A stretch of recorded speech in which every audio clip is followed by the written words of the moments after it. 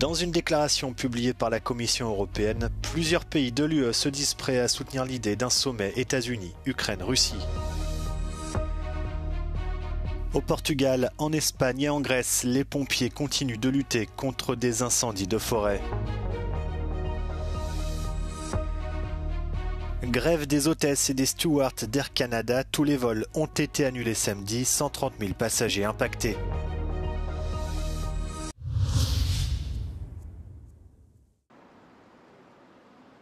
Les dirigeants européens se disent prêts à travailler avec le président américain Donald Trump et le président ukrainien Volodymyr Zelensky en vue d'un sommet trilatéral États-Unis, Ukraine, Russie.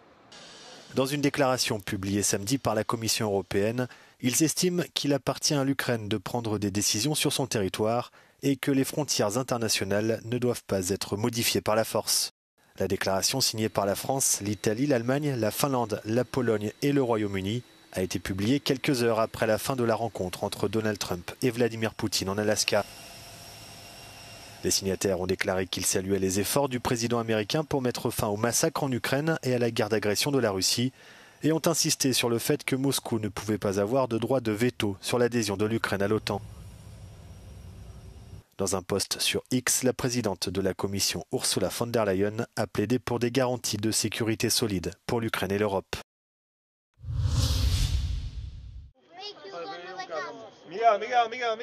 Des incendies de forêt continuent de faire rage dans le sud de l'Europe, comme ici au Portugal, où un premier décès a été recensé. Près de 4000 pompiers luttent contre les flammes alors que 7 grands incendies sont en cours. Face aux températures qui vont rester hautes tout le week-end, l'état d'alerte a été prolongé jusqu'à dimanche. L'Espagne fait face de son côté à 14 incendies majeurs. Les régions du nord, comme la Galice, et de l'ouest sont particulièrement impactées. On dénombre déjà 3 morts, dont 2 pompiers volontaires. La majeure partie du pays est en alerte, alors que des températures caniculaires sont attendues jusqu'à lundi. En Grèce, un incendie est toujours en cours sur l'île de Chios, et les pompiers scrutent tout départ de feu qui pourrait intervenir autour de la capitale Athènes. Des feux de forêt touchent également la Turquie.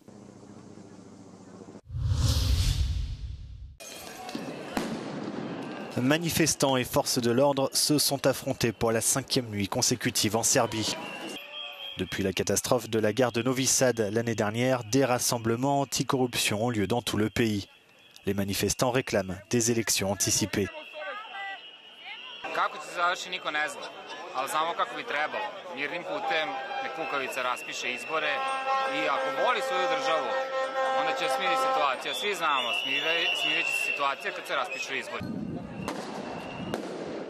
Mais les manifestations pacifistes dégénèrent désormais en affrontements. Des émeutiers s'en prennent à des bâtiments gouvernementaux et des bureaux du parti du président Aleksandar Vučić. Dans la nuit de samedi à dimanche, 6 policiers ont été blessés, une 50aine de personnes interpellées.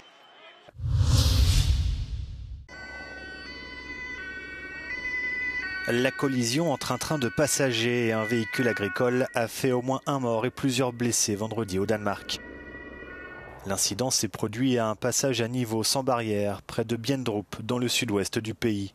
2 voitures du train ont déraillé au moment de la collision. Une centaine de personnes, dont 25 écoliers, étaient à bord du train qui reliait Copenhague à Sonderborg. Les élèves sont sains et saufs, mais en état de choc.